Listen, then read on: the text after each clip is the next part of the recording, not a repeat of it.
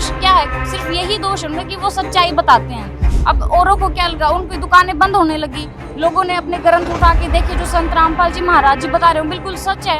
हिंदू हो के वो हिंदुओं का विरोध कैसे कर सकते हैं? पहले तो आप होली का त्योहार देखोगे, इतनी वीडियो आती हैं, इतनी वल्गैरिटी फैलाती हैं, इसकी क्या जरूरत है? वो एक षड्यंत्र के तहत ही जेल में भेजा गया है और अब भी वो लगभग 10 साल से जेल में है बिना किसी दोष के। और देखना एक दिन संत रामपाल जी महाराज जी बाइज्जत बरी होके बाहर आएंगे। नमस्कार जी। सत साहिब जी। क्या नाम है जी आपका? मेरा नाम आरजू है और हम हिसार से हैं। मैम, संत रामपाल जी महाराज के विषय में लोग जानना चाहते हैं कि संत रामपाल जी की आध्यात्मिक यात्रा जो है कैसे शुरू हुई। संत रामपाल जी महाराज जी पहले जेल के पद पे नौकरी करते थे। उसके बाद 1988 में संत रामपाल जी महाराज जी ने स्वामी रामदेवानंद जी महाराज जी से नाम दीक्षा ग्रहण की। संत रामपाल जी महाराज जी को 1994 में स्वामी रामदेवानंद जी महाराज जी ने नाम दीक्षा देने का आदेश दे दिया। उसके बाद उन्होंने इतना संघर्ष किया है, घर घर जाके सबको समझाया करते थे, सत्संग किया करते थे। हर दिन समागम सत्संग होने के कारण संत रामपाल जी महाराज जी ने 1995 में अपनी नौकरी से भी त्याग पत्र दे दिया। जेई की नौकरी पे थे वो, तो उस टाइम पे सरकार की तरफ से उनको 2 नौकर मिले हुए थे और उनके पास किसी भी चीज़ की कमी नहीं थी। अगर आप देखते हो कि अगर कोई जेई की नौकरी करता है तो सरकार की तरफ से उस टाइम पे इतनी व्यवस्था मिलती थी, लेकिन उन्होंने ये सारी चीज़ें छोड़कर लोगों को बिठा के समझाया करते थे, क्योंकि पहले लोग पुरानी परंपराओं से ही परिचित थे। कबीर साहिब जी को कोई भगवान मानता ही नहीं था। संत रामपाल जी महाराज जी ही एक ऐसे संत है जो कबीर साहिब जी को उस टाइम पे भगवान बताने लग गए थे। फिर धीरे धीरे लोगों को विश्वास हुआ, इतना सुख होने लग गया, इतने चमत्कार होने लगे। जब वो धीरे धीरे संत रामपाल जी महाराज जी से लोग जुड़ने लगे, संख्या अधिक होने के कारण फिर संत रामपाल जी महाराज जी का करोथा आश्रम बना। करोथा आश्रम बनने के बाद संत रामपाल जी महाराज जी ने सत्यार्थ प्रकाश नामक एक पुस्तक है जो महर्षि दयानंद द्वारा लिखित है। उस पुस्तक में से ही पढ़ के बताया कि देखो इस पुस्तक में क्या क्या लिखा हुआ है, जो कि बिल्कुल भी एक सभ्य समाज के लिए उचित नहीं है। उसके बाद लोगों ने वो बुक तो अपनी पढ़ के देखी नहीं। संत रामपाल जी महाराज जी का ये धर्मगुरुओं ने उनका विरोध करवाया, उसके कारण 2006 में करोथा कांड करवाया गया। उसके बाद संत रामपाल जी महाराज जी उस समय 22 महीने के लिए जेल में रहे थे। उसके बाद बाहर आने के बाद संत रामपाल जी महाराज जी उस केस में अब 16 साल बाद बरी हुए हैं। निर्दोष थे वो बिल्कुल, उस टाइम पे भी उनको जेल में भेजा गया। बाहर आने के बाद उन्होंने बरवाला आश्रम बनाया गया। बरवाला आश्रम के बाद 2014 में, जैसे अभी आपको पता है, अब भी संत रामपाल जी महाराज जी 10 साल से जेल में हैं, लगभग 10 साल से अब भी जेल में हैं, अब भी बिल्कुल निर्दोष हैं। उनका दोष क्या है, सिर्फ यही दोष है उनका कि वो सच्चाई बताते हैं। जितने भी धर्मगुरु आप देखते हो उनके बारे में जिस अपनी जो ग्रंथ हैं उन्हीं से पढ़ के बताते हैं। अब औरों को क्या लगा, उनकी दुकानें बंद होने लगी, लोगों ने अपने ग्रंथ उठा के देखे जो संत रामपाल जी महाराज जी बता रहे हो बिल्कुल सच है। उसके बाद संत रामपाल जी महाराज जी से लोगों नाम दीक्षा लेने लगे, संख्या बहुत ज़्यादा बढ़ने लगी थी, उन धर्मगुरुओं की दुकानें बंद होने लगी। उस कारण से उन्होंने ये 2014 वाला बरवाला कांड करवाया था। वैसे आप देखा जाए तो 2014 में भी संत रामपाल जी महाराज जी को एक षड्यंत्र के तहत ही जेल में भेजा गया और अब भी वो लगभग 10 साल से जेल में है बिना किसी दोष के। और देखना एक दिन संत रामपाल जी महाराज जी बाइज्जत बरी होके बाहर आएंगे और संत रामपाल जी महाराज जी से ये पूरा विश्व नाम दीक्षा लेगा जी। और क्या कहना चाहेंगे आप संत रामपाल जी महाराज के बारे में?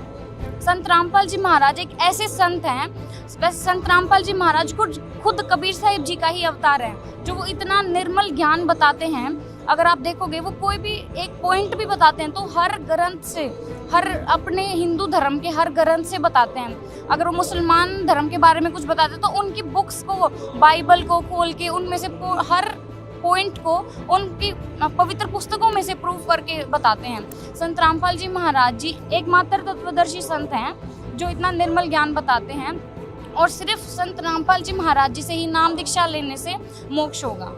मैम, लोग कहते हैं कि संत रामपाल जी महाराज हिंदू विरोधी हैं, देवी देवताओं का अपमान करते हैं, परंपराएं छुड़वाते हैं, क्या कहेंगे आप इसके बारे में? संत रामपाल जी महाराज जी खुद हिंदू हैं, हिंदू होके वो हिंदुओं का विरोध कैसे कर सकते हैं? पहले तो आप ये देखिए। दूसरा, संत रामपाल जी महाराज देवी देवताओं का कभी भी अपमान नहीं करते हैं। अगर आप उनका सत्संग भी सुनोगे तो कभी भी उन्होंने देवी देवताओं का कभी भी अपमान नहीं किया है। संत रामपाल जी महाराज जी देवी देवताओं की भक्ति बताते हैं कि देवी देवताओं की भी हमें भक्ति किस तरह करनी चाहिए। हमारा मेन मोटिव क्या है? हमारा मेन मोटिव है इस जन्म मरण से छुटकारा पाना। और संत रामपाल जी महाराज जो भक्ति विधि बताते हैं वो देवी देवताओं की शास्त्र अनुसार भक्ति बताते हैं, जिससे हमारा मोक्ष होगा। आप कोई भी उनका सत्संग सुनोगे तो वो कोई भी अगर एक पॉइंट भी बताते हैं तो उस पॉइंट पे भी वो एक पॉइंट के भी 10 से आपको प्रूफ देते हैं कि एक पॉइंट की ये, जैसे उन्होंने बताया है गीता अध्याय 18 श्लोक 62 और 66 में। 62 में तो उन्होंने लिख दिया कि हे अर्जुन तू सर्व भाव से उस परमेश्वर की शरण में जा, लेकिन 66 में उन्होंने लिखा है कि हे अर्जुन तू उसकी शरण में आ जा। उन्होंने वर्ष का अर्थ ही गलत कर दिया। तो जो संत रामपाल जी महाराज है उन्होंने अपने शास्त्रों का अच्छे से अनुवाद करके हमें शास्त्र विधि अनुसार भक्ति बताई है, जिससे हमारा पूर्ण मोक्ष होगा। परंपराओं के विषय में क्या कहेंगे? परंपरा छुड़वाते हैं? नहीं, संत रामपाल जी महाराज जी जो हमारी एक्स्ट्रा जैसे पुरानी लाग है, हम ऐसे कहेंगे, जो वो छुड़वाते हैं, जिनकी कोई जरूरत ही नहीं है। जैसे आप देखते हो दहेज लेना है, संत रामपाल जी महाराज जी हैं, उन्होंने ये शुरुआत की है। वैसे तो सरकार ने भी इतने ज़्यादा वो इसके विषय में चला रखी है संस्था, लेकिन उसका कोई फायदा नहीं। संत रामपाल जी महाराज जी की अगर आप देखोगे तो उन्होंने दहेज रहित शादियाँ, इतनी सारी शादियाँ करवाई हैं। उनके जितने भी सत्संग होते हैं, समागम होते हैं, हर में सैकड़ों हजारों शादियाँ वो अपने सानिध्य में करवाते हैं। उनका पहला नियम ही ये है कि उनके कोई भी भगत होंगे तो वो दहेज नहीं लेंगे, ना ही देंगे, तभी उनको दीक्षा मिलेगी। उसके बाद एक नशा है, नशे की अगर आप देखोगे सरकार ने इतनी सारी इसमें भी संस्था चला रखी हैं, नशा मुक्ति केंद्र इतने चला रखे हैं, लेकिन नहीं, उनका कोई फायदा नहीं होता है। अगर आप देखो भाई उनमें इतने सारे लोग जाके रह रहे हैं नशा मुक्ति केंद्र पे भी, लेकिन कुछ दिन जैसे वो 10 दिन रहते हैं वहाँ पे, आने के बाद फिर नशा शुरू कर देते हैं। क्यों? उनके पास थोड़े दिन के लिए वहाँ रहते हैं, लेकिन उनके अंदर ना वो नशा की आदत हो जाती है, लत लग जाती है। जो संत रामपाल जी महाराज जी वो ऐसी भक्ति विधि बताते हैं, उनके पास वो पावर है, वो शक्ति है उनके पास, जिससे जो उनसे नाम लेता है, आप इतने इंटरव्यू भी सुनोगे जिनसे नशा इतना ज़्यादा हो गया था कि वो सुबह उठते ही नशा, रात को सोते हुए भी नशा, करते करते ही सोते थे। उन लोगों ने भी नशा छोड़ दिया संत रामपाल जी महाराज की दया से।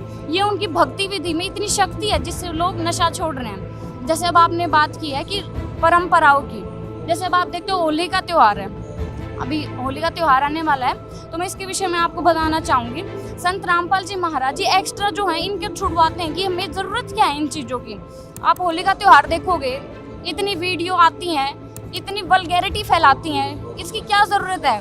ये किस लिए मनाया जाता था होली का त्यौहार? कि परमात्मा ने प्रहलाद भगत की रक्षा की थी। अब उसका क्या बना दिया लोगों ने? किस तरीके से वल्गैरिटी समाज में आपको देखने को मिल रही है। जो संत रामपाल जी महाराज जी के भगत, उनको कभी भी देखोगे इस प्रकार की चीज़ों से वो बहुत ज़्यादा दूर हैं।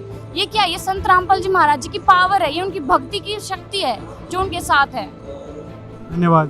Thank you. दोस्तों, अगर वीडियो पसंद आया हो तो लाइक जरूर करें, कमेंट में अपनी राय जरूर बताएं और वीडियो को ज्यादा से ज्यादा लोगों तक शेयर करें। साथ में चैनल को सब्सक्राइब भी कर लें ताकि ऐसे ही अनमोल इन्फॉर्मेशन आप तक पहुंचती रहे।